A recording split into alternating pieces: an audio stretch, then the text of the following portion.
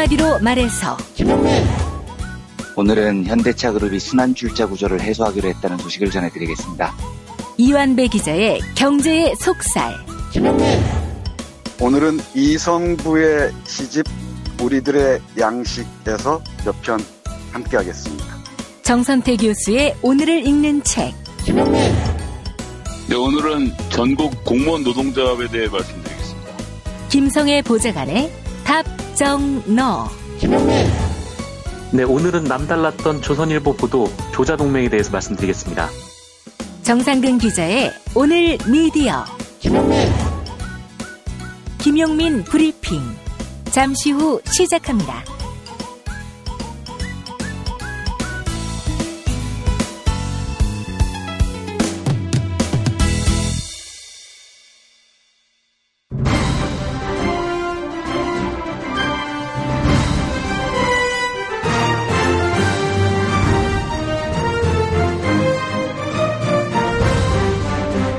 김용민 브리핑.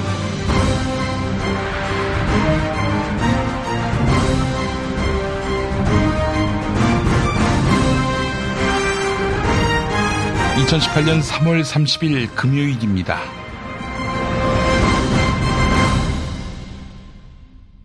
북한 비핵화 논의에서 일본이 소외되는 현상이 계속되면서 일본은 완전 아노미 상태라는 보도를 받아들었습니다.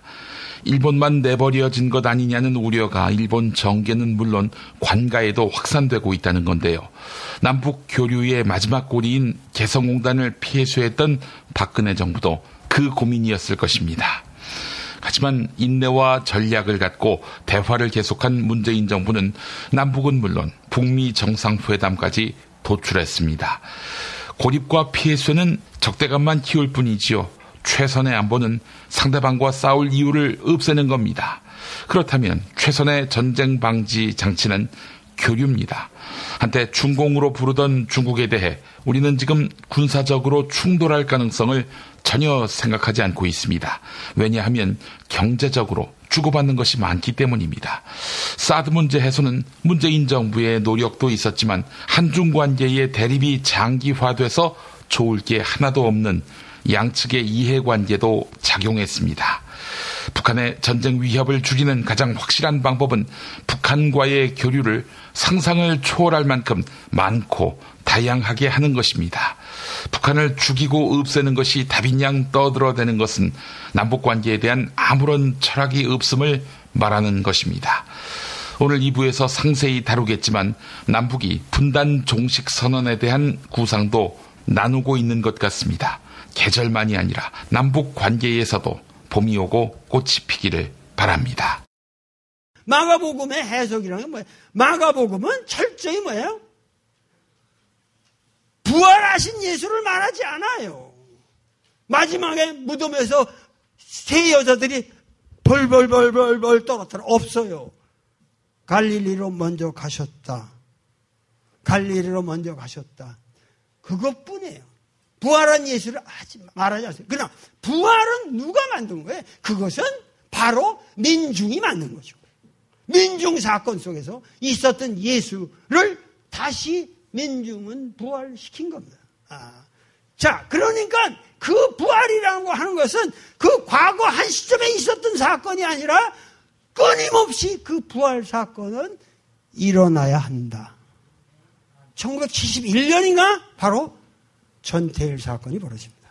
동대문에 피복장을 가보니까 일어날 수도 없어. 이게 작업 현장이라는 게 앉아가지고 이렇게 그 조그만 방에 이런 방에가 한 3층 4층으로 돼가지고 이렇게 앉아가지고 거기서 미싱 받고 그러고 있는 전태일이가 참다 못해서 대변할 길이 없죠. 우리는 기계가 아니다 써놓고 그 피복 그 광장 앞에서 분신 자살을 합니다. 그 분신 자살이라는 건 오로지 뭐야? 그 노동자들의 조건을 개선하기 위해서 자기를 희생하는 거예요. 전태일이야말로 오늘 여기 이 조선의 이 땅의 지평 위에서 재현된 예수 사건이다.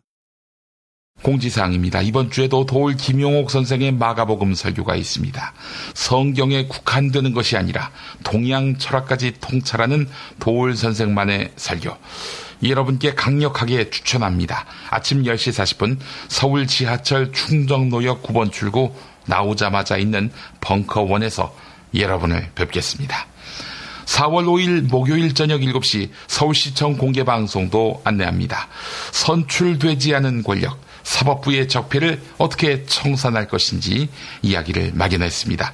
전국공무원노조 법원본부와 국가공무원노조가 마련한 이번 행사, 저 김용민과 최강욱 변호사, 이정열 전 창원지법 부장판사, 더불어민주당 진선미 의원, 그리고 전국공무원노조 법원본부의 조석재 본부장이 참여합니다. 4월 5일 목요일 저녁 7시 서울시청 8층 다목적 홀입니다. 광고 듣고 뉴스간장으로 이어갑니다. 제임스 티스푼과 함께 프리미엄 차 전문몰로 새롭게 단장한 전창걸몰에서 전하는 봄 소식. 얼었던 땅을 뚫고 올라온 새싹의 생명력을 전해주는 새싹 땅콩차. 봄날의 새콤함이 느껴지는 이집트 신의 붉은 유혹 히비스커스 차. 부드럽고 따뜻한 봄바람과 같은 중국의 명차 보이차. 맑고 편안함을 선사하는 레몬 밤차. 겨울에 무거워진 나의 몸을 가볍게 해주는 레몬 마트차까지 즐거운 소식 많은 대한민국의 봄. 새싹 땅콩차와 제임스 티스푼의 크로스오버 티파티에 함께하시죠. 전창걸몰닷컴 전화 070-8635-1288 070-8635-1288. 운전자를 위한 꿀팁 7,000원 운전자 보험 카페. 알고 계세요? 교통사고가 나면 형사합의금, 벌금, 변호사 비용 이거 자동차 보험에서는 보장 못해요. 운전자 상해까지도 책임져드리는 7,000원 운전자 보험 카페. 버스, 택시, 트럭 등 영업용 차량 운전자를 위한 12,500원 운전자 보험 카페도 있습니다. 실손, 부모님 건강, 자녀 보험도 안내해드립니다. 02849-9730 연중 무휴라 언제든 02849-9730. 최저임금, 꼼수, 불법 신고하세요. 최저임금 올랐다는데 내 월급만 안 올랐네. 신고하세요. 민중당 최저임금 119 운동본부. 상여금을 기본급에 포함시킨다고? 신고하세요. 민중당 최저임금 119 운동본부. 근로시간 줄이기, 식대 기본급에 끼워 넣기.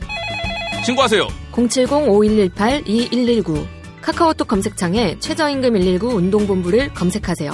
최저임금 지키는 민중당.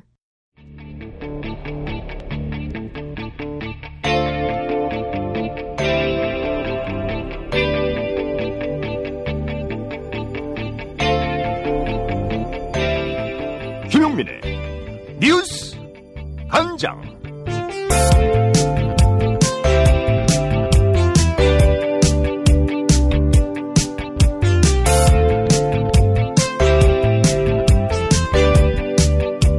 KBS 추정 60분이 천안함 민관합동조사단의 조사 결과에 의문을 표시했습니다. 이에 청와대 국민청원 게시판에는 천안함 침몰 사건의 재조사를 요구하는 글이 잇따르고 있는데요. 천안함 민관합동조사단에서 조사위원으로 활동했던 신상철 진실의길 대표는 사고의 원인을 사실대로 발표할 수 없었을 것이다. 이명박 정부 시절인 2010년 지방선거를 앞두고 여당의 악재로 작용할 수 있기 때문이다. 이런 분석을 내놓았습니다. 특히 천안함 침몰 사건의 일부 생존자가 정부 발표가 사실이 아니다라고 밝힌 바 있다. 이렇게 강조했는데요. CBS 라디오 시사자키 정관용입니다에 출연한 진실의 길 신상철 대표와 진행자 정관용 한림국제대학원 대학교 교수의 일문일답 들어보시죠. 가장 합리적으로 의문이 드는 게 만약 좌초가 맞다면 왜 굳이 그걸 북한 어뢰에 의한 피격이라고 조사 결과를 만들었어야 하는지. 해당 사고를 사실대로 그대로 말을 하면 별 문제가 없을 사안인데 네. 근데 이 사건 자체가 좀 복잡했던 부분이 저는 그 첫 번째 이유라고 보는데요.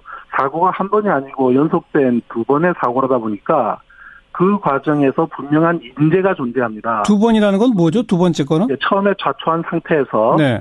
배를 뺐단 말이죠, 무리하게. 예. 배를 빼는 과정에서 저는 함장이 독자적인 판단을 했는지, 예. 아니면 사령부나 상부가 언론을 했는지 부분은 저는 현재로서 모르지만, 예. 만약에 그것이 상부가 언론한 결과라고 할 것 같으면 두 번째의 사고로 배가 반파되는 사고로 맞은 부분은 예. 굉장히 커다란 인재이고 당시 여당 입장에서는 악재 중에 악재인 거죠. 네. 근데 이러한 부분을 있는 그대로 말할 수 없는 사정이 존재했던 거로 보고요. 예. 또 그리고 그때 이제 2010년의 상황이 지금 비슷하게 6월 달에는 지방선거가 있고 3월 달에 사고가 났단 말이죠. 예. 그렇기 때문에 지방선거를 앞둔 상황에서 46명이 사망하는 이런 문제가 예. 그런 악재로 작용한다고 봤을 때는 그것을 돌파할 수 있는 또 하나의 어떤 또는 이 사고에 대한 책임을 전가시킬 수 있는 돌파구를 찾았던 것으로 그렇게 저는 봅니다. 그리고 네. 그렇게 추정된다는 말씀이신데 그럼 이 비밀을 영원히 지킬 수 있다고 장담할 수 있을까요? 실은 생존자 가운데서도 이미 그 정부의 발표가 사실이 아니라는 실토가 나왔습니다. 한 2년 전에. 어허. 그래서 그러한 부분들을 물론 그분이 양심 선언을 한 것은 아니어서 예. 저희가 이제 변호사분들하고 지금 언론 중에 있습니다만은 네. 그래서 이제 그러한 부분들이 영원히 비밀로 묻힐 수도 없고 또 이것이 정말 중요한 국가적인 사안이고 말이죠. 예. 그리고 우리 다음 달에 남북 간의 대화가 있지 않습니까? 그렇죠. 그럼 대화를 앞두고 북한을 살인범으로 만들어놨다면 예. 우리가 그들로부터 사과 한마디 안 받고 대화한다는 것도 말이 안 되는 얘기고요. 예. 그리고 만약에 우리가 이 결과를 조작을 했더라면은 우리뿐만 아니라 미국과 국제사회는 북한에 대해서 사과나 사죄를 하지 않고 예. 어떻게 우리가 미래를 얘기할 수 있겠습니까? 예. 그렇다고 봤을 때 이것에 대한 어떤 객관적이고 합리적인 그러한 재조사를 통해서 진실 규명을 명백히 해야 될 필요가 있는 겁니다. 근데 그때 민관 합동조사단뿐이 아니라 그 조사 결과를 국제적으로 공증받지 않았었나요? 그게 이제 많은 분들이 그렇게 공증받은 거로 생각을 하시는데요. 미국과 영국, 그다음에 호주, 스웨덴 각자 오신 분들이 천안함 사고를 조사하기 위한 목적으로 오신 분들이 아니에요. 그 부분에 대해서 너무 모르고 계시는 분들이 많아요. 이명박 정부 시절 국가정보원과 군사이버 사령부뿐 아니라 경찰까지 댓글 공작에 나선 정황이 드러났지요. 이에 경찰은 자체 수사에 나서며 경찰청 보안국을 압수수색했습니다. 하지만 18대 대선 당시 국정원 선거 개입 사건 수사의 중심인물로 당시 수서경찰서 수사과장이었던 권은희 바른미래당 의원은 경찰의 자체 수사를 믿을 수 없다는 입장인데요. 경찰이 실제로 댓글 공작을 실행했는지 확인하려면 지방경찰청을 조사해야 하는데 어제 경찰의 압수수색은 기획부서의 성격이 강한 본청만 대상으로 했기 때문입니다. TBS 라디오 색다른 시선 김종배입니다에 출연한 권은희 바른미래당 의원 그리고 진행자 김종배 시사평론가의 대담 들어보시죠. 제가 경찰 셀프 수사는 신뢰할 수가 없다라고 하면서 국회에서 특검을 발의해야 된다라고 특검 발의를 했는데요. 이 셀프 수사를 믿을 수가 없다라고 한 이유가 최초로 문건이 발견됐을 때 경찰 측에서는 계획은 했지만 실행하지 않았다라는 그런 변명을 했습니다. 네, 진짜 변명인데요. 지금 오늘의 이 압수수색은 계획은 했지만 실행하지 않았다라는 입장에 정확히 초점이 맞춰진 그런 압수수색이 아닌가 싶습니다. 그렇게 보시는 좀 이유를 좀 말씀해 주세요. 지금 10개소에 대해서 압수수색을 진행을 한다라고 확인이 되고 있는데 이 10개소가 경찰은 경찰청이라는 본청과 그리고 각 지역의 지방청이 있습니다. 서울청, 광주청, 대전청 이렇게 각 지방청이 있고 경찰청에는 보안국이 있고 각 지방청에는 보안부가 있습니다. 그래서 경찰청과 지방청이 서로 유기적으로 연계돼서 이렇게 업무를 처리를 하고 있는데요. 그 본청이라고 한다면은 기획부서의 성격이 강하고 그리고 집행 기능은 각 지방청, 경찰서로 내려가면서 집행 기능이 좀 더 강화되는 그런 성격입니다. 오늘 이 압수수색이 정확하게 본청의 이 보안국장실과 보안과 보안과에 대해서 진행이 되었고 지금 지방청에 대해서는 전혀 진행을 하지 않은 걸로 저희들이 확인을 했습니다. 그리고 지금 나머지 개소에 대해서는 당시에 본청의 보안국에서 근무했던 직원들이 현재 근무하는 장소 그곳에 그 압수수색을 진행하고 있을 뿐이고 이 본청 보안 기능에서 기획했던 일을 실제 집행하는 집행 단위에 대한 압수수색이 전혀 이루어지지 않았거든요. 이런 압수수색의 대상을 봤을 때 계획은 했지만 실행하지 않았다라는 이 변명하고 너무나 일치하는 그런 압수수색입니다. 김정은 북한 노동당 국무위원장이 시진핑 중국 국가주석과 정상회담을 가졌죠. 이 자리에서 김정은 위원장은 한국과 미국이 단계적 그리고 동시적 조치를 취하면 비핵화는 실현될 수 있다. 이렇게 밝혔는데요. 이에 대해 조선일보는 회의적인 반응을 보이고 있습니다. 실패했던 과거의 비핵화 협상 사례가 반복될 수 있다는 것입니다. 하지만 통일부 장관을 역임한 정동영 민주평화당 의원은 북한이 베트남의 길을 가려는 것이다. 이렇게 설명했습니다. 비핵화를 통해 체제 안정을 보장받고 경제 발전을 이루려는 것이다. 이런 이야기인데요. YTN 라디오 뉴스 정면 승부에서 했던 말 들어보시죠. 바로 작년 말까지 뭐라고 말했냐면요. 말씀하신 대로 이제 핵무력은 완성했고 이것은 정의의 보검이다. 우리에게 핵무기를 포기하라는 것은 태평양의 바닷물이 마르기를 기다리는 것과 같다. 이렇게 그러니까요. 말했죠. 이건 불가능하다고 말했죠. 그런데 지금 선대의 유훈이라고 말하잖아요. 내려놓겠다고 하잖아요. 그러니까 이건 뭐냐면 북한의 김정은 집권 때 두 가지 국가 목표가 있습니다. 6년 동안 하나는 핵무력 완성이고 두 번째는 경제 발전입니다. 그러니까 2012년 4월에 이제 집권해서 이렇게 연설을 합니다. 사회주의 부귀 영화를 누리게 해주겠다. 더 이상 인민의 허리띠를 졸라매게 하지 않겠다. 이제 두 가지 약속인데 하나는 핵무력 완성 선언했어요. 이제 두 번째 약속, 사회주의 부귀 영화를 누리게 해주겠다는 건데 이 두 가지는 충돌합니다. 핵을 갖고 사회주의 부귀 영화는 불가능해요. 그러면 핵을 뭘로 바꾸느냐? 체제 안전보장으로 바꿔서 체제를 안전보장으로 바꾸고 그리고 사회주의 부귀 영화를 누리는 걸 보니까 중국이 누리고 있는 거예요. 베트남이 누리고 있는 거예요. 베트남의 길을 가겠다.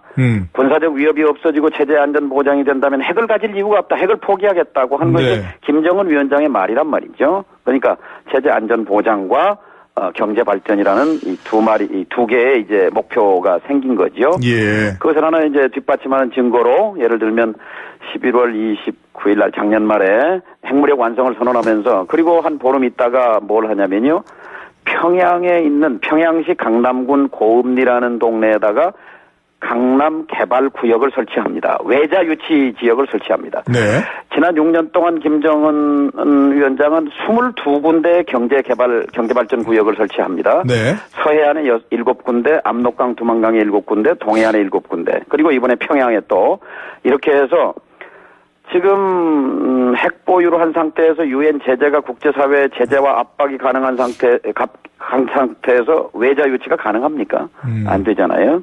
결국은 선대 유훈으로서 이 비핵화와 체제 안전 보장을 바꾸고 그리고 동굴에서 나가서 베트남의 길로 가겠다는 전략적 결단을 했다고 보는 것이 합리적 해석이라고 저는 생각합니다. 그렇습니까? 진실은 반드시 밝혀진다고. 무엇이 진실입니까? 대통령이라고 하는 지위를 진실을 밝히지 않는 데에 역이용해서. 김보영 아나운서가 함께합니다. 아프니까 팩트다. 안녕하세요. 아프니까 팩트다 김보영입니다. 지난 수요일 검찰이 박근혜 전 대통령의 이른바 세월호 7시간 행적에 대한 수사 결과를 발표했습니다.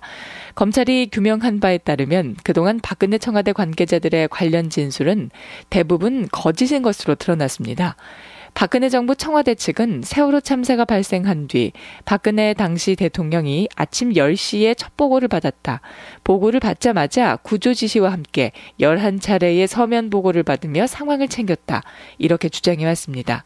그러나 박근혜 당시 대통령이 처음 서면 보고를 받은 시간은 10시 20분쯤이었고 낮과 저녁에 한 차례씩 일괄 보고만 받은 것으로 드러났습니다. 윤전추 전 청와대 행정관은 지난해 1월 헌법재판소에 출석해 대통령이 9시경 관저 집무실로 들어간 것을 보았고 10시에 보고서를 전달해 들었다. 이렇게 증언했는데요. 이에 대해 검찰은 명백한 위증이라고 강조했습니다. 특히 김장수 당시 국가안보실장이 아침 10시쯤 2번이나 전화를 걸었지만 침실에 있던 박근혜 당시 대통령은 전화를 받지 않았습니다. 파면 사유로 인정되지 않았지만 헌법재판소는 세월호 참사 당일 박근혜 당시 대통령이 공무원으로서의 성실 의무 규정을 위반했다. 이렇게 결정문에 보충 의견으로 적었는데요. 박근혜 정부 청와대에 근무한 김규현 외교안보수석은 헌법재판소에 출석해 박근혜 전 대통령을 옹호해 공분을 산 바 있죠. 지난해 2월 당시 김희수 헌법재판소 재판관과 김규현 청와대 외교안보수석의 일문일답 들어보시죠. 근데 우리 공무원들이 9시에 출근하니까 9시에 출근하신다 그러면은 출근해서 본관에 근무를 하셨다 그러면은 이 상황에 대한 인식이 어땠을 것 같아요. 혹시 이제 의견을 내가 물어보는 건데. 예. 제 생각에는 뭐 차이가 없었으리라고 봅니다. 왜 차이가 없었으리라고 보시는 거예요? 그 대통령께서 일하시는데 장소가 어디냐에 따라서 인식이 달라진다고 보지 않습니다. 또한 박근혜 정부 청와대 관계자들은 관저에 외부 인사의 출입이 없었다 이렇게 주장해왔는데요. 검찰의 수사 결과 비선실세 최순실 씨가 참사 당일 청와대 관저에 들어간 것으로 드러났습니다. 낮 2시 15분 A급 보안 손님 최순실 씨가 청와대에 들어올 때까지 박근혜 당시 대통령은 세월호 참사를 보고받은 뒤에도 계속 침실에 있었습니다. 심지어 박근혜 당시 대통령의 중앙재해대책본부 방문은 최순실의 제안으로 결정됐는데요. 중앙재해대책본부 방문을 결정한 뒤에는 머리 손질을 위해 미용사를 청와대로 부른 것으로 나타났습니다. 검찰은 저녁 6시쯤 박근혜 당시 대통령은 청와대 관저로 복귀해 그 뒤로 계속 관저에 머물렀다. 이렇게 설명했습니다. 지금까지 아프니까 팩트다였습니다. 야, 너 홍어 판다 그랬지? 팔지. 근데 홍어가 진짜 그렇게 몸에 좋아? 아니, 끝내준다니까. 우리 엄마 관절염인데? 홍어. 나 숙취는? 홍어. 마누라 다이어트는? 홍어. 큰 이모 변비? 홍어. 작은 형 소화불량은? 홍어. 여동생 피부? 홍어. 큰 누나 주름? 홍어. 명절 때 선물은? 홍어라니까. 근데 비싸지? 별나 싸고 열나 맛있는 홍어가 있다니까. 어디? 알싸한 홍어. 1599-6456.com 혹은 1599-6456 전화 주문도 가능합니다. 골반 잡자 바로 잡자 바디로직, 허리 통증 바로 잡자 바디로직, 몸매 교정 바로 잡자 바디로직, 자세가 좋아지는 골반 교정 타이즈 바디로직. 검색창에 골반 교정 바디로직. 삐딱한 남성 골반 허리에도 역시 바디로직입니다. 바디로직의 효과를 못 느끼셨다면 100% 환불해드립니다. 자세한 환불 조건은 홈페이지를 참조하세요.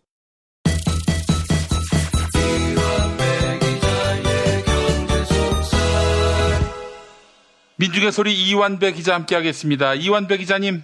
네, 안녕하십니까? 예. 자, 오늘 어떤 이야기 준비하셨습니까? 예, 오늘은 어제 못 전해드렸던 현대차 그룹 소식을 전해드리겠습니다. 현대차 그룹이 드디어 순환 출자 구조를 해소하기로 했다는 소식입니다. 이 소식을 이해하기 위해서는 사실 칠판을 앞에 놓고 그림을 그려가면서 이야기를 하면 제일 이해가 쉬운데요. 이게 시각적으로 보면 전혀 어려운 이야기가 아니에요. 예. 그런데 이걸 말로 들으시면 뭔 소린지 조금 까다롭게 들리실 수도 있습니다. 최대한 말로 풀어볼 텐데 혹시 여유가 좀 되시는 분들은 아무 기사나 검색해 보시면 대부분 언론사들이 그림을 다 그려놓아요. 그래서 그 그림을 여유 되실 때 한번 보는 것도 이 문제를 이해하는 데 아마 도움이 되실 겁니다. 예. 우선 제가 몇 번 소개를 해드렸지만 순환 출자 구조가 뭐냐부터 시작을 해보겠습니다. 예. 지금 이제 우리가 현대차의 주인이 누구냐라고 물어보면 대부분 사람들이 정몽구가 주인이다라고 알고 있죠. 예. 근데 이제 우리나라는 주식회사 제도를 가지고 있기 때문에 누군가가 어떤 회사에서 주인이라고 부르려면 그 회사의 주식 지분을 제일 많이 갖고 있어야 됩니다. 예. 그러면 현대차의 주인이 정몽구라는 건 현대차의 최대 주주가 정몽구일 것이다 라고 상상을 하게 되죠. 예. 그런데 아닙니다. 현대차의 주인은 현대모비스라는 자동차 부품 만드는 회사예요. 지분이 20.78%로 굉장히 많습니다. 그러면 이제 다음 단계의 상상입니다. 현대차의 주인이 현대모비스라면 정몽구가 아마 현대모비스의 주인이겠네, 이런 생각이 들죠. 그래야 정몽구가 모비스의 주인이고 모비스가 현대차의 주인이니까 정몽구가 대빵이 되는 거겠지라고 생각할 수 있습니다. 그런데 이것도 아닙니다. 현대모비스의 주인은 기아차입니다. 기아차가 모비스 지분을 16.88% 들고 있어요. 그러면 정몽구가 왜 주인이냐? 아, 정몽구가 기아차의 주인인 모양이 있구나. 이런 게 상식적인 생각입니다. 정몽구가 기아차의 주인이고 기아차가 모비스의 주인이고 모비스가 현대차의 주인이니 정몽구가 이 그룹의 대빵이다. 이렇게 생각하는 게 상식적이죠. 그렇습니다. 그런데 이것도 아닙니다.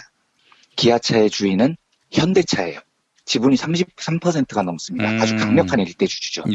다시 말씀드리면 현대차의 주인은 모비스고 모비스의 주인은 기아차인데 기아차의 주인은 다시 현대차로 돌아옵니다. 그러니까 이제 이 이야기를 이쯤 들으시면 당연히 헛갈리죠. 야, 그러면 셋이 이렇게 꼬리를 물고 주인이라는데 그러면 도대체 셋 중에 누가 주인이라는 거야? 라고 물어봐야죠. 이때 이 세 회사가 뭐라고 대답하냐면 뜬금없이 정몽구 회장님이요, 이렇게 답을 하는 겁니다. 그럼 이제 뭐야 그게, 야 니네가 서로 주인이라면서 그런데 정몽구는 등장도 안 하잖아. 정몽구가 왜 주인인데? 라고 물어보면 우리 마음이에요, 이렇게 답을 해버립니다. 그러니까 이제 이게 황당한 거죠. 정작 정몽구는 이 체인 안에서 주식 투자한 것도 별로 없어요. 그런데 세 회사가 돌아가면서 서로의 주인이 되고, 그래서 누가 주인이냐고 물어보면 정몽구예요 라고 말하는 황당한 상황이 지금 10수년째 이어져 오고 있었습니다. 이런 경우도 있어요.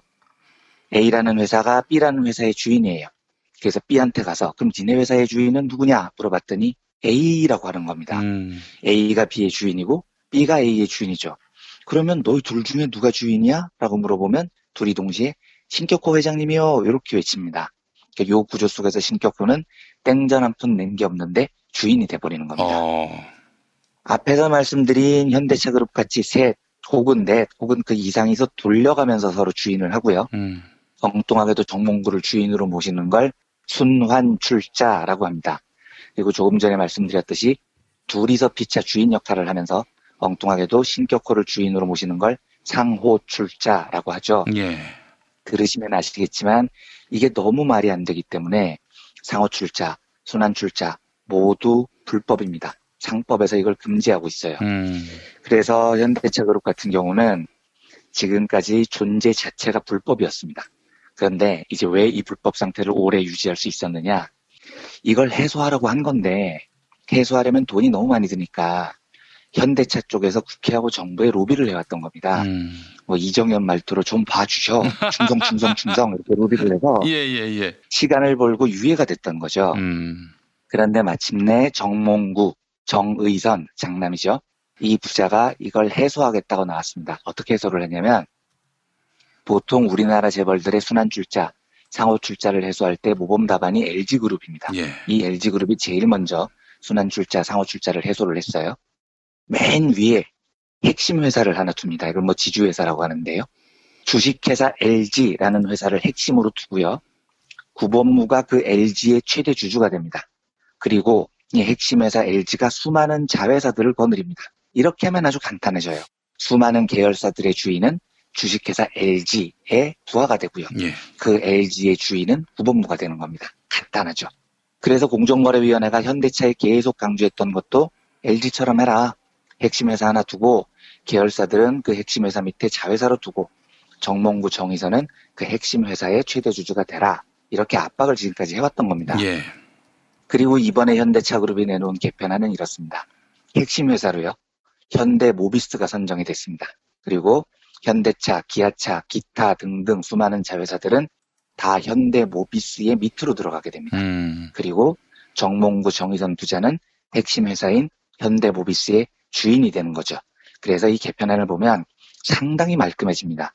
요렇게만 되면 별 장난질 치는 거 없이 현대차 그룹은 이제 정상적인 그룹으로 탈바꿈하게 되는 겁니다.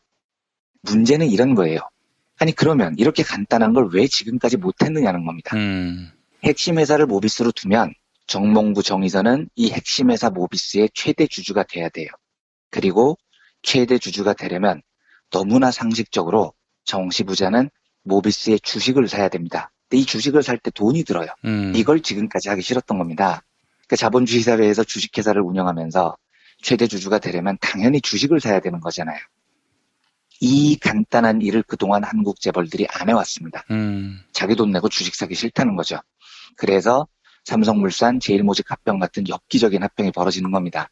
이재용이 삼성전자를 지배하려면 삼성전자 주식을 돈 내고 사 이건데 이재용은 나는 내 돈 내고 주식 사기 싫어요. 이러다 보니까 이제 이런 이상한 합병을 하게 되는 거죠. 예.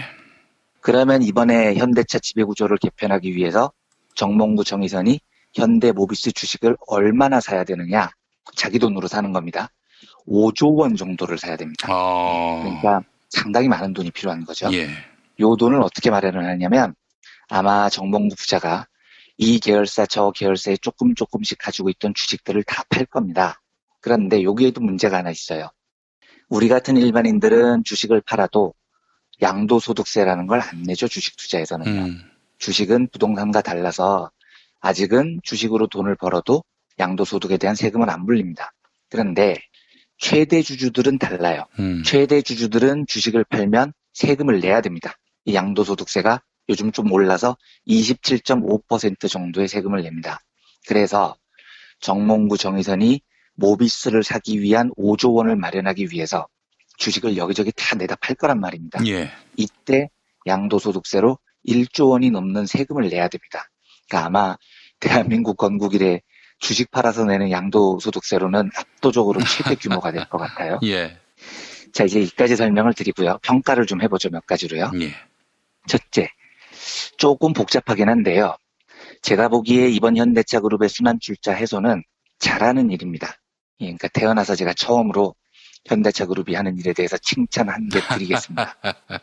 그런데 사실 이것도 잘한 일이라기보다는요.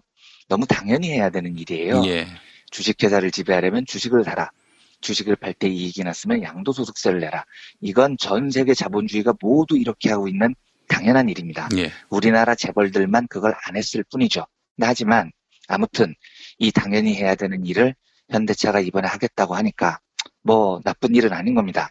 이재용이 삼성물산 제일모직 합병 같은 엽기적인 일을 추진하면서 주식도 안 사고 세금도 안 내고 개판을 치는 바람에 이번에 정몽구 부자가 이 당연한 일은 왠지 비교적 상대적으로 잘한 것처럼 보이는 겁니다. 예. 하지만 뭐 아무튼 잘한 건 잘한 거니까 칭찬을 드리겠습니다.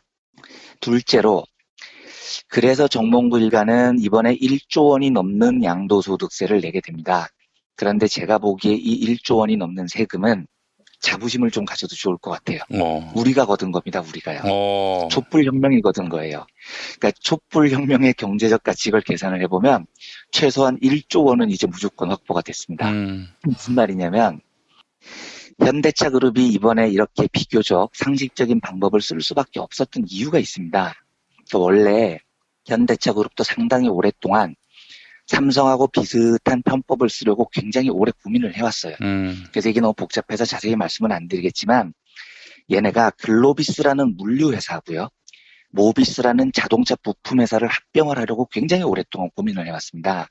그러면 이 합병은 삼성물산 제일모직 합병에 버금가는 엽기적인 합병이 돼요. 예. 그리고 그 합병을 하면 얘네는 주식 안 사고도 태연하게 최대 주주가 될 수 있는 길이 열립니다. 그런데 이 고민을 몇 년째 해왔는데 이게 이제 불가능해진 겁니다. 그러니까 현대차 애들이 보통 어떻게 하냐면 아주 비열한 2인자 전략을 많이 써요. 그러니까 이재용이 먼저 나쁜 짓을 하기를 기다려요. 그리고 이재용이 나쁜 짓에 성공을 하면 그걸 그대로 따라서 합니다. 그래서 정몽구의 장남이죠. 이 정의선의 재산이 4조 원으로 불어난 겁니다. 요게 이재용 뒤를 졸졸졸졸 따라다니면서 못된 짓 배워서 모은 재산입니다. 그래서 만약에 이재용의 삼성물산 제일모직 합병이 박근혜의 지원으로 무난히 성공했다면 현대차는 엊그저께 발표했던 저 정상적인 방식을 쓰지 않았을 겁니다. 그리고 분명히 지금까지 고민해왔던 대로 이재용 따라서 또 이상한 합병을 했을 거예요. 그런데 이재용이 저 짓을 하다가 걸려가지고 감옥까지 갔다 왔습니다. 대법원 판결도 어떻게 뒤집어질지 모릅니다. 이러면 현대차 입장에서는 진짜 큰일 날 뻔했네. 저거 따라했다가는 진짜 엿될 뻔했다. 이걸 이제 깨달은 겁니다. 게다가 촛불혁명으로 문재인 정부가 들어서면서 김상조 공정거래위원장이 임명됐죠. 그런데 김상조 위원장은 순환출자, 상호출자 같은 이런 후진 지배구조를 못 참는 사람이에요. 그래서 계속해서 현대차에 지금까지 경고를 해왔습니다. 야, 너희들 시간 얼마 안 준다. 웬만하면 빨리 해소해라. 엿되기 전에. 이 시그널을 경고를 지속적으로 김상조 위원장이 줬어요. 예. 그러니까 이제 현대차가 깨달은 거죠. 아, 이게 시간을 끈다고 되는 일이 아니구나. 적어도 문재인 대통령, 김상조 공정위원장이 있는 한 아무리 머리를 굴려도 편법으로 어떻게 할 방법이 없구나. 이걸 깨달았을 겁니다. 또 한 가지요. 이게 만약에 현대차 입장에서는 4년만 버티면 문재인 정부가 물러나면 또 기회가 올 거다. 이런 확신이 있었다면 이것도 안 하고 버텼을 것 같아요. 근데 제가 한번 말씀드렸듯이 지금 정몽구 회장이 치매설이 돌고 있어요. 그래서 건강이 굉장히 안 좋다고 합니다. 뭐 소문이지만요. 그런데 지금 삼성 같은 경우는 이건희 회장이 병석에 누운 다음에 계속 시간 끌다가 박근혜한테 청탁해서 이상한 합병을 한 거거든요. 하지만 그건 박근혜 때니까 가능했었던 겁니다. 만약에 지금 상태에서 정몽구 회장 건강이 확 하고 가버리면요. 이건 뭐 문제가 아무것도 해결이 안 된 상태에서 아버지를 죽었다고 얘기할 수도 없고 살았다고 얘기할 수도 없고 이런 처지가 돼버려요.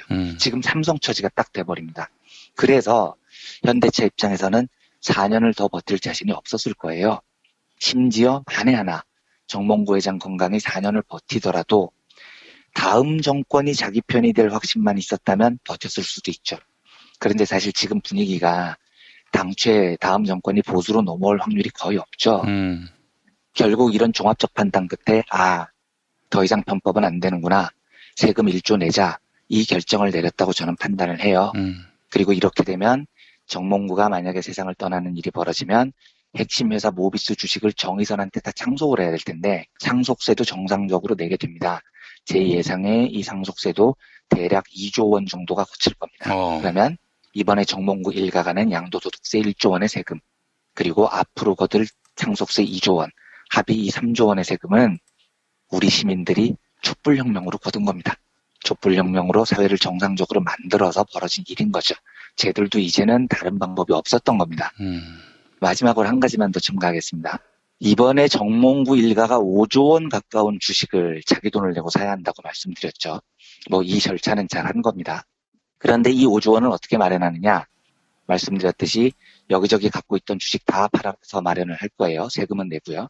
그런데 우리가 잊지 말아야 될 게 있습니다. 여기저기 갖고 있던 주식을 다 팔아서 5조 원을 마련한다면 그 5조 원 어치의 주식은 정당했느냐는 겁니다. 아니에요. 이번 일이 정당한 것과는 별개로 그 5조 원어치 주식은 이재용 못지않은 사기극으로 지금까지 불려온 겁니다. 예를 들어서요. 정몽구 일가가 가지고 있는 회사 중에 글로비스라는 물류회사가 있습니다. 물류회사라는 건 현대차가 차를 만들면 이걸 세계 곳곳에 운반을 해주는 회사죠. 이건 뭐 무조건 노다지가 나는 회사입니다.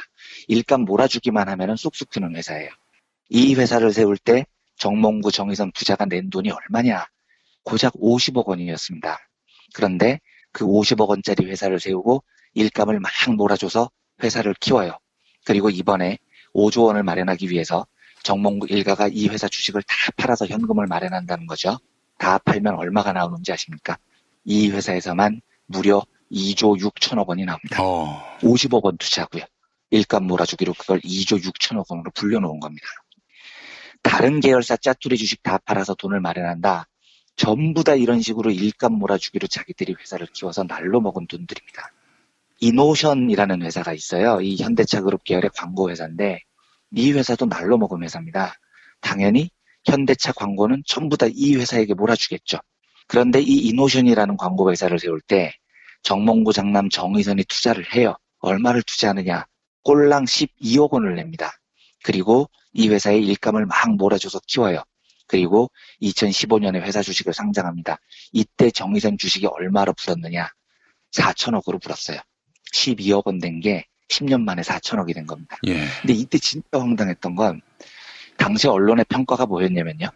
정의선 부회장이 일감 몰아주기를 통해 부를 축적했다는 세간의 여론을 의식해서 무리하지 않는 수준에서 이 노선을 상장했다. 이런 보도가 나와요.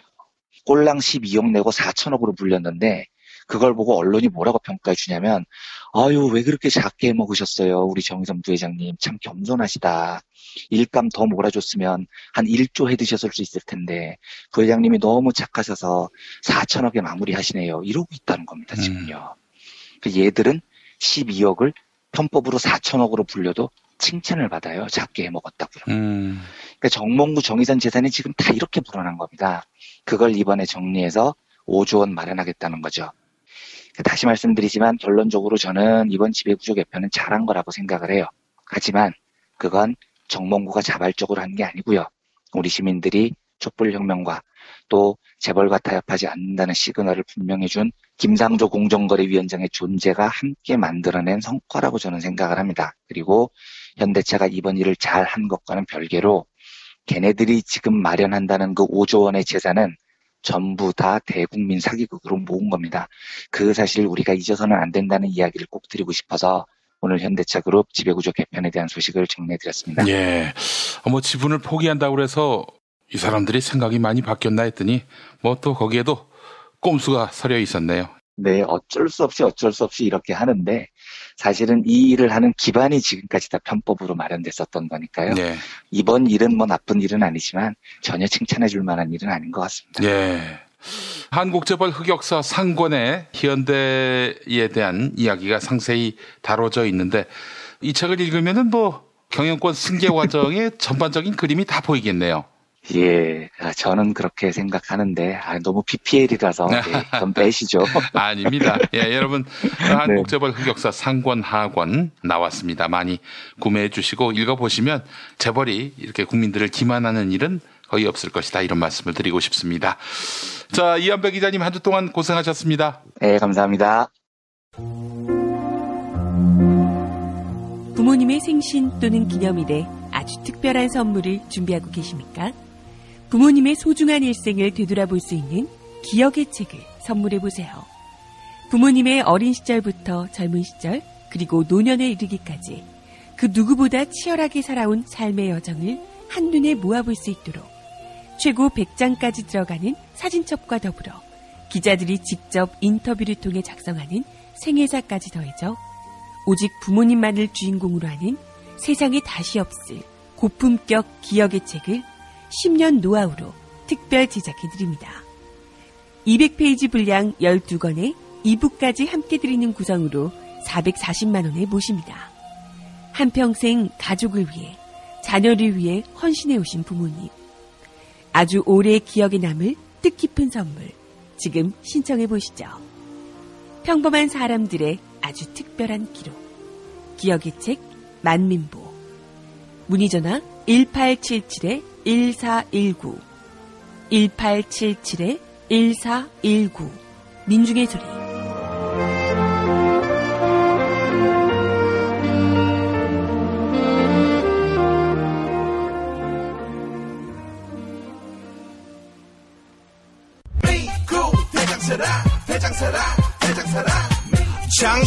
장실 굿모닝 화장실 바나 굿모닝 바나나. 이건 제가 써보니까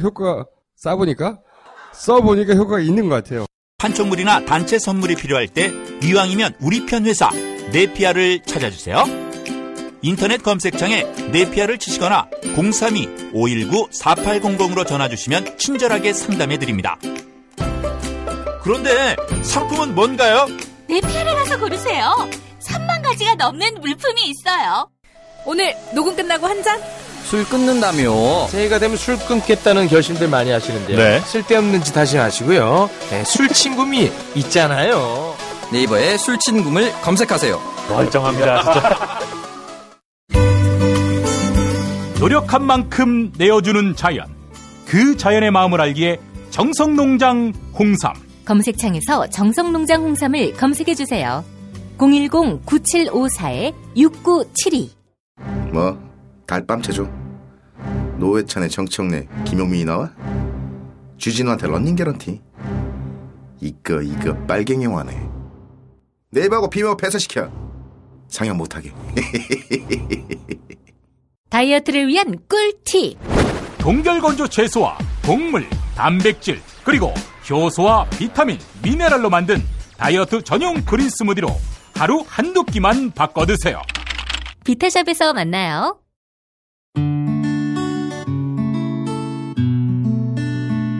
당신과 내가 좋은 나라에서 그 정의로운 나라 그곳에 산다면 난 그냥 좋아서 웃기만 할 거예요.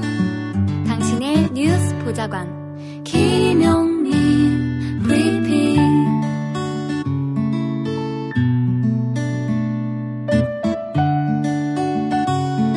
대한민국 뉴스 브리핑의 선두주자 김용민 브리핑. 계속해서 김보영 아나운서가 오늘의 날씨를 전해드립니다. 날씨를 전해드립니다. 오늘 전국의 미세먼지 농도는 좋음에서 보통 단계를 나타낼 전망입니다. 다만 중서부 지역은 아침과 밤 한때 미세먼지 농도가 짙게 나타나겠습니다. 아침 기온 서울 9도, 대전 9도, 광주 11도, 광주 8도로 예상되고요. 낮 기온은 서울 19도, 춘천 20도, 전주 21도, 부산 16도를 나타내겠습니다. 여기는 대한민국 브리핑 1번지 김용민 브리핑입니다.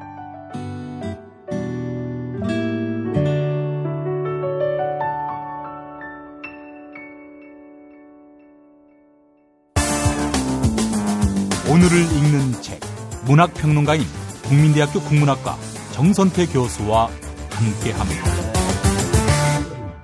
국민대학교 한국어문학부 국어국문전공 정선태 교수님 함께하겠습니다. 교수님. 네, 안녕하세요. 네, 교수님. 오늘 시가 있는 금요일입니다. 네, 오늘은 힘겨워하는 사람들을 위한 시를 골랐습니다. 예. 시를 고르는 게 매주 쉽지는 않은데 예. 이번 주는 각별하게 좀 힘이 드네요. 구석구석 다 뒤져서 이성부의 시 선집, 우리들의 양식에서 이 세상에서 힘들어하는 사람들에게 위로하는 하나의 선물로 들려드리겠습니다. 예, 그 민중의 고통, 슬픔을 노래한 서정 시인, 이렇게 또 그분의 부고 기사의 제목이 달렸네요. 네, 맞습니다. 우리 민중들의 삶에 가까이 다가가서 그들이 겪는 고통들을 함께하고자 했던 시인입니다. 예. 첫 번째 읽어드릴 시가 좀 더 술을 마셔야지인데 제목이. 예. 여기 김 PD는 술을 못해서 어떡하지? 술을 마셔본 사람은 좀 알 텐데. 예. 좀 더 술을 마셔야지 읽어드리겠습니다. 예. 눈물을 떠나 당당한 말을 해야 한다. 그러나 눈물은 때로 나의 예술보다도 빠르게 내 정신을 짓밟는다. 어린 시절에는 나도 머리가 터져 피를 흘렸고 기어이 그 녀석을 때려 눕혀 이긴 적이 있었다. 이기고도 나는 피가 흘렀다. 씩씩거리며 또 나는 울고 말았었다.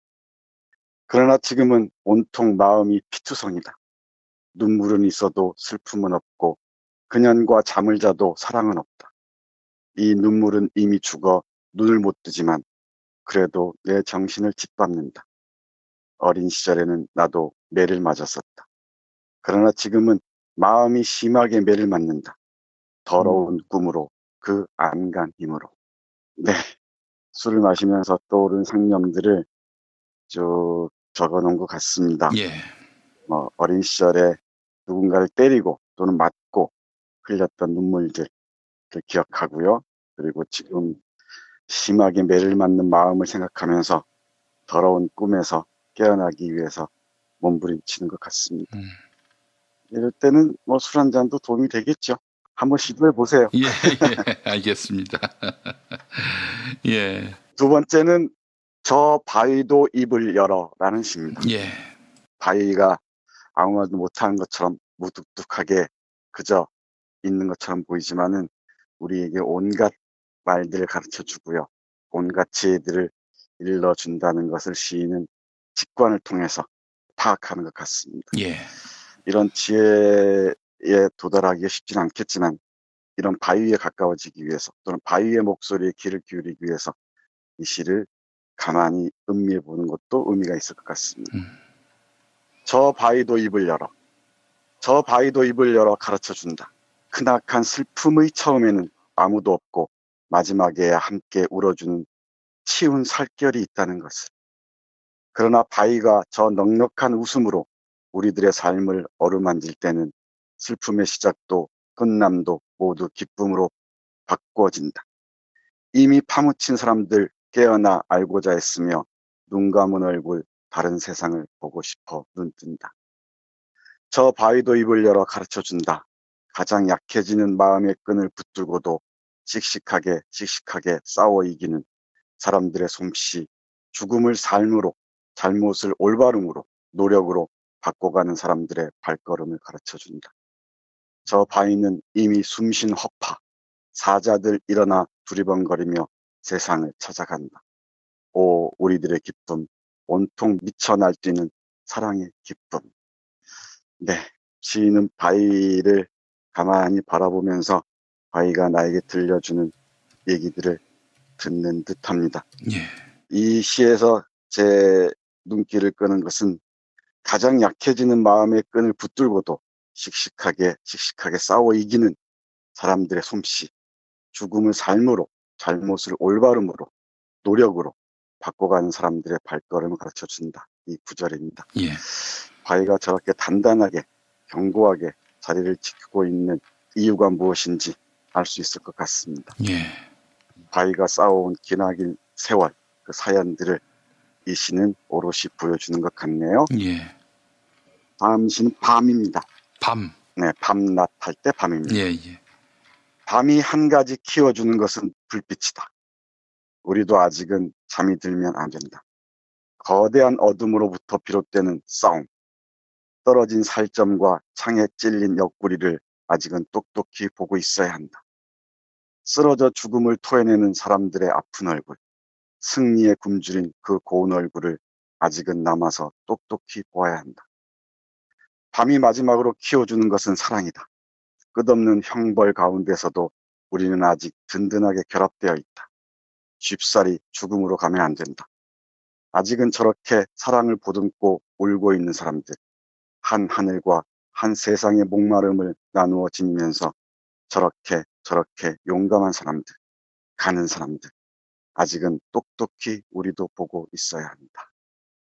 긴 설명이 필요 없을 것 같습니다. 거대한 어둠으로부터 비롯되는 싸움이죠. 예. 떨어진 살점과 창에 찔린 옆구리를 아직은 똑똑히 보고 있어야 합니다. 그리고 그 승리가 우리에게 다가올 때까지 남아서 끝까지 지켜봐야 할 줄로 압니다. 예. 해서 쉽사리 죽음으로 가면 안 됩니다. 아직은 저렇게 사랑을 보듬고 울고 있는 사람들, 한 하늘과 한 세상의 목마름을 나누어 지니면서 저렇게 함께 가는 용감한 사람들, 같이 가는 사람들이 있기 때문이죠. 네, 이 70년대, 80년대 밤을 통과하면서 날카롭게 펴린 우리 이성부 시인의 빛나는 인식이 돋보이는 작품입니다. 밤이 마지막으로 키워주는 것은 사랑이다. 이게 무슨 말일까요, 교수님? 네, 그 어두운 밤을 우리가 이겨냈을 때, 그때야 비로소 우리가 발견할 수 있는 게 사랑 아니겠습니까?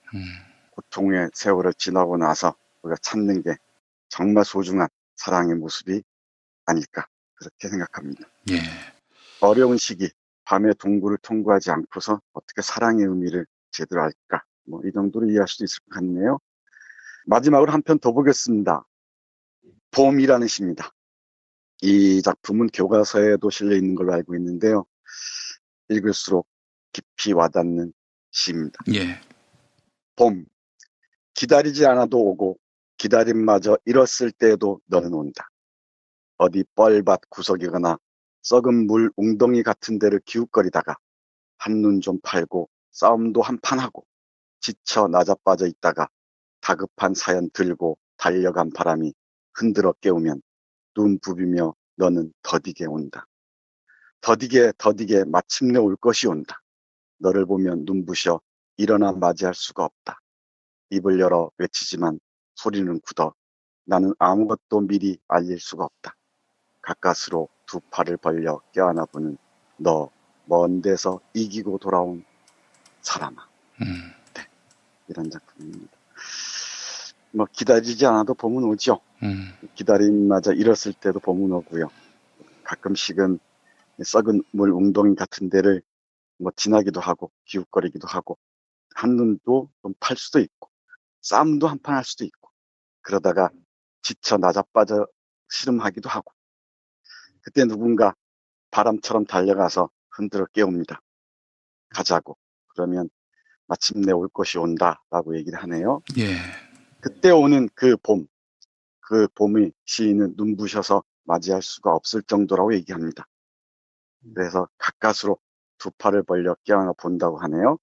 그 먼 데서 이기고 돌아온 사람을 말이죠.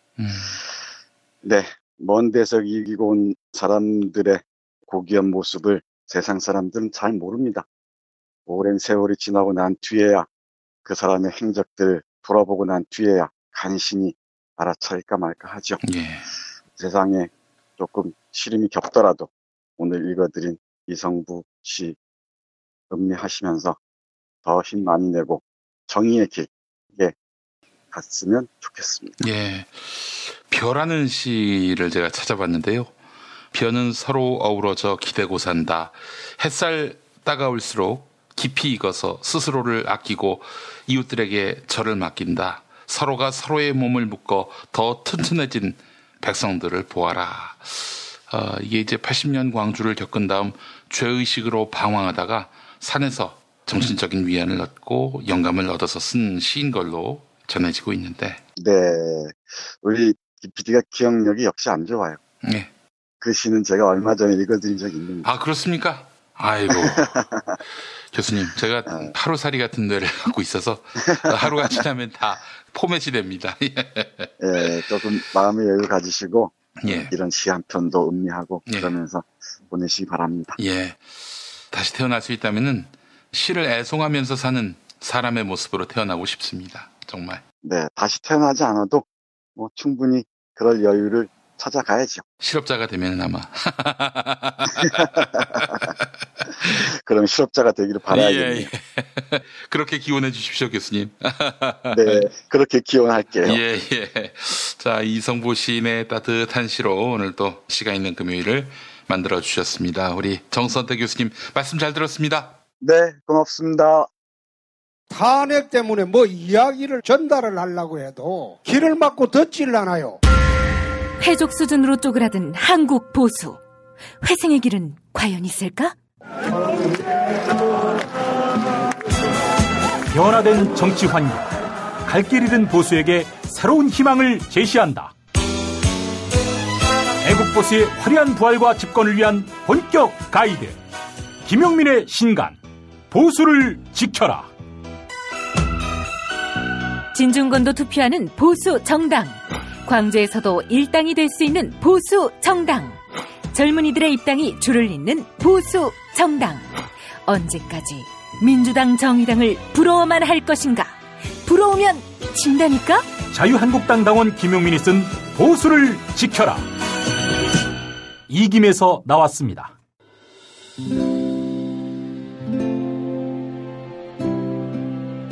그러니까 목사님은 우리 남북 관계에 있어서도 큰 정기를 마련해 주셨습니다. 늦봄 문익환 목사 탄생 100주년. 민주화와 통일운동을 위해 11년 4개월간 옥고를 마다하지 않은 행동하는 양심. 오늘 우리가 누리고 있는 이 민주주의 또 문익환 목사님 덕분이 아주 큽니다. 그가 24년 동안 살았던 서울 강북구 인수복로 통일의 집이 6월 1일 문익환 통일의 집 박물관으로 거듭납니다. 사람들이 이렇게 항상 북적북적 이렇게 했던 공간이라 아버지한테만 아니라 우리 모두들한테 굉장히 큰 의미가 있는 통일의 역사를 기억하며 통일의 길을 모색하는 문익환 통일의 집 박물관 기념사업 추진위원으로 함께해 주시겠습니까? 이건 단지 어떤 유가족들의 유산이 아니라 우리 시대가 가지고 있는 유산이기 때문에 자세한 안내는 포털 사이트에서 문익환 통일의 집을 입력해 주세요.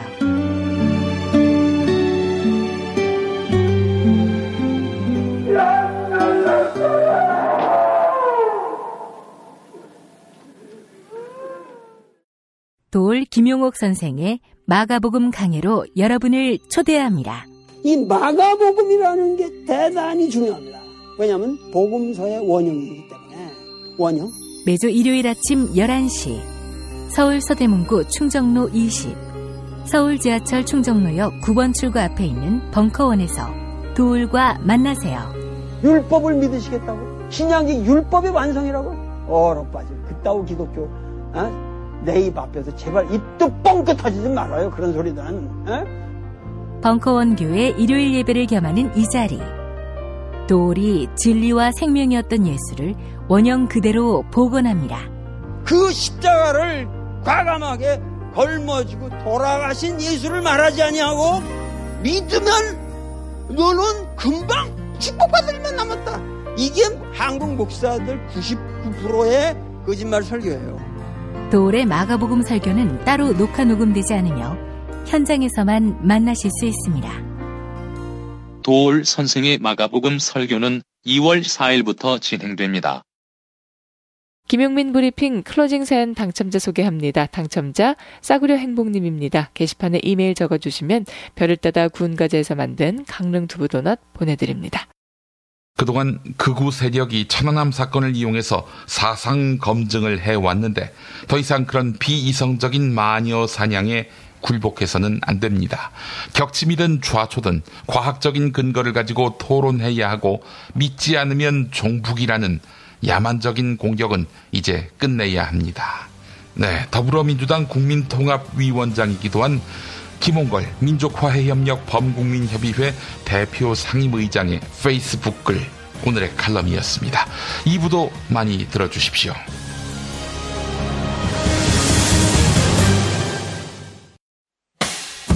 김용민 브리핑과 함께한 시간 어떠셨어요? 다음 시간에도 보다 바르고 알차며 즐거운 정보로 여러분을 찾아가겠습니다. 팟캐스트 포털 팟빵에서 다운로드하기, 구독하기, 별점 주기, 댓글 달기로 응원해주세요. 잊지 마세요. 다운로드하기, 구독하기, 별점 주기, 댓글 달기.